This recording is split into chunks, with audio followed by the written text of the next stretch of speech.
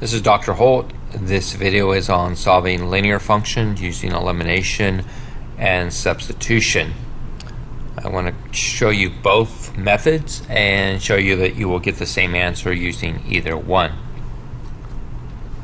The first problem I want to look at is I'll write a linear equation. The first one is going to be 3x minus y is equal to negative 2, and I got x minus y is equal to 4. Okay, and my objective here, I want to find out what x is and y is to make both of these linear functions or linear equations to become true. Alright, the first method I'm going to talk about is using elimination. Now, one of the things, again, I recommend that when you do elimination is I like to get one of the variables, and I'll say it's x here, and you want to get them all in the one column, the other variable in this column, and then if you have numbers, get them on the right side of the equal sign and line them up just like this before you solve. What I'm going to do here is I want to eliminate one of my variables. And again, I'm going to try to use the smallest number possible because I'm going to do this without a calculator. I look here, and there's two things I could do. I could eliminate my y's by multiplying either this line or this line by -1 and then add them together. The other thing I could do would be multiply the second row by -3 and add them together. So I'll kind of show you a couple approaches. So let's rewrite it. I'm going to take 3x minus y is equal to -2. Now I'm going to multiply this first one here, or sorry, this second row here by -1. And again, I'm multiplying everything across. And I'll rewrite it over here on the right side. And when I do that, that's going to give me -x plus y is equal to -4. Okay, now I add these two equations together. 3x minus x is going to be 2x here. And this is why I did the negative, because I lost my y's. And here I get -6. Divide both sides by 2. X is equal to -3. Okay, I will take this value here. And again, I can plug it in to this value or this value. I'm going to use the lower row just because has smaller numbers. I put in a negative, got two negatives, that's going to give me 3 plus y is equal to -4. Subtract 3 from both sides, and I get y is equal to -7. So I have my two values. Okay, I'm going to go back now and show you could have done something else. Let's go back to, grab an eraser. Let's just take this out of here for just a second. And let's talk about another approach we could have done. We could have said, and I'll get this into a red, let's multiply this row this time by -3. I'm going to eliminate my x's. So I'll rewrite the equation as just 3x minus y is equal to -2. Multiply everything by -3. I get -3x here. -3 times the -y gives me 3y here. -3 times that gives me -12.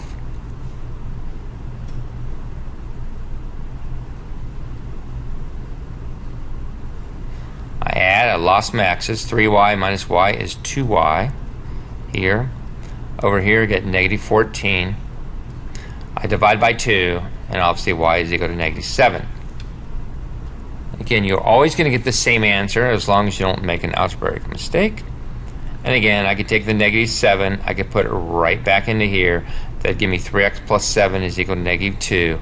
I'd move it to the other side, I would solve, and I'd get x as 3. Alright, so this is using the method of elimination. Now let's talk about how we could do substitution.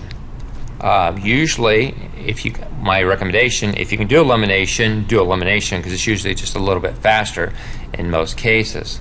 Let's go back to this equation. And now let's try substitution. So I'm going to erase all this because you've seen this.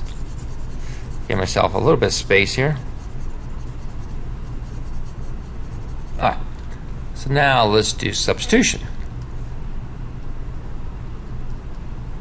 I'm going to take this equation, I'm going to solve for x here. And when I do that, I will get x with the y the other side is 4 plus y. I'm going to take that value right there and I'm going to sub it back in to right here.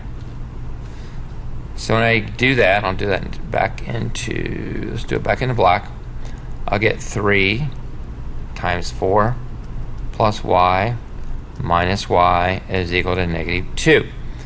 12 plus 3y minus y is equal to negative 2. I move the 12 over, which gives me negative 14 here. 3y minus y gives me 2y.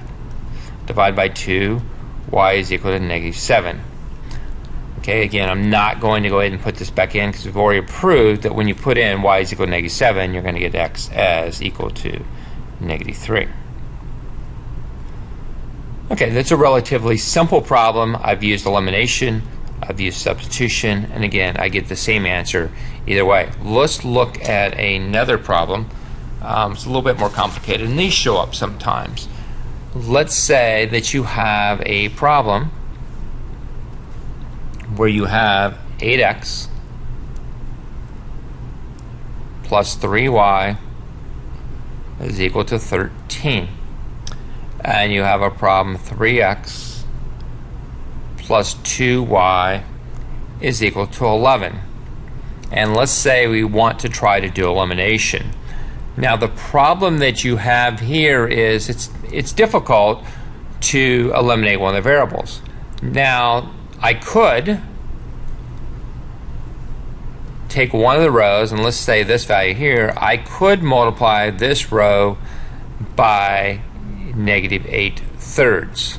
And the reason I'm saying that, because when I do, the 3's would cancel when I come to the x, I'd get a negative 8, and I'd eliminate my x's. Now the problem with this is you're going to get, when you do this, you're going to get a fraction here and a fraction here. There's nothing wrong with it, it's just sometimes, in most cases, it's a little bit more difficult dealing with a fraction. What I'm going to recommend, if you get a problem like this, instead of multiplying it by a fraction, that you multiply both rows by a value. Let me show you what I mean by that. So let's go to the top row. We have top row and bottom row. I decide what variable I want to eliminate. Again, try to use the smallest numbers as possible, especially if you don't have the calculator. I'm going to eliminate my y's. I've got 3 and 2 here and 8 and 3 here. I can use smaller numbers by eliminating this. I'm going to multiply the top row by negative 2, multiply the bottom row times 3. And the reason I'm doing that, because negative 2 times 3 gives me negative 6y, and 3 times 2 gives me 6y, so when I add those together, I'm going to lose them. So let's see what I end up getting. I'll rewrite this. Let's go ahead and do the multiplication all the way across. Again, you have to do it left side and right side. So when I do that, it gives me negative 16x, multiplying this one, minus 6y here is equal to negative 26. Bottom row, 9x here plus 6y here is equal to 33. I add the two together. Negative 16x plus 9x is negative 7x here. I've lost my y's. Negative 26 plus 33 is going to give me 7. I divide both sides by negative 7, and I get x is equal to negative 1. Okay, so it's not too bad. So now I can take the negative 1, I can put it back in either top equation or lower equation. I'll put it back into right here. Again, you can put it right in here. Also, I'm trying to use the smallest function I possibly can. And when I do the bottom row, I get negative 3 plus 2y is equal to 11. I add 3 to both sides. It's going to give me 2y is equal to 14. And I get, oops, make it 4 better. Y is equal to 7.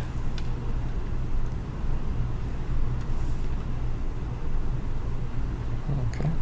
Again, that's using elimination, where you have to multiply both rows by some type of integer, so it helps you eliminate either the x or y. Now, I could have multiplied the top row by negative 3 and the bottom row by 8. That would eliminate my x's, but again, I'm dealing with a larger number.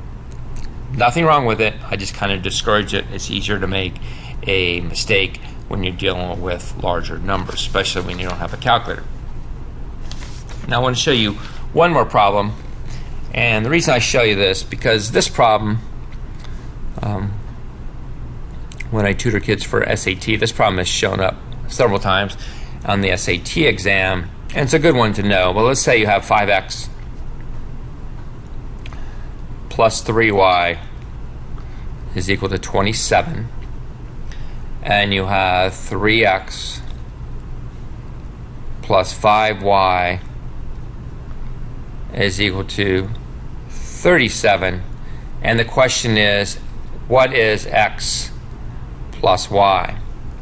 Now, again, we can do this problem very similar to what we did the previous problem by eliminating either my x or my y by multiplying this row by some type of integer, this row by some type of integer, with the objective of eliminating one of my variables.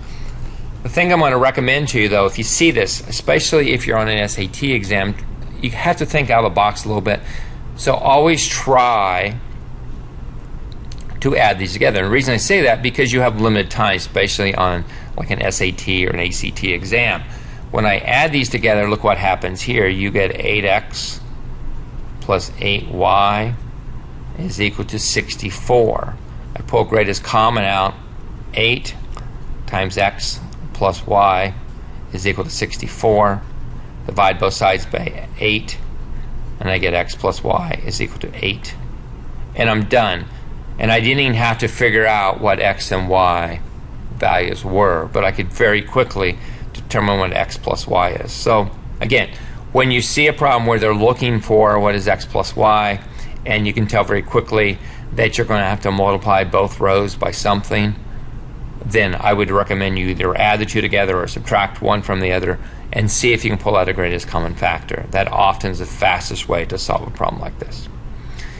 Anyway, hope this video was useful to you. This is how to use elimination and substitution to solve linear equations. Best of luck.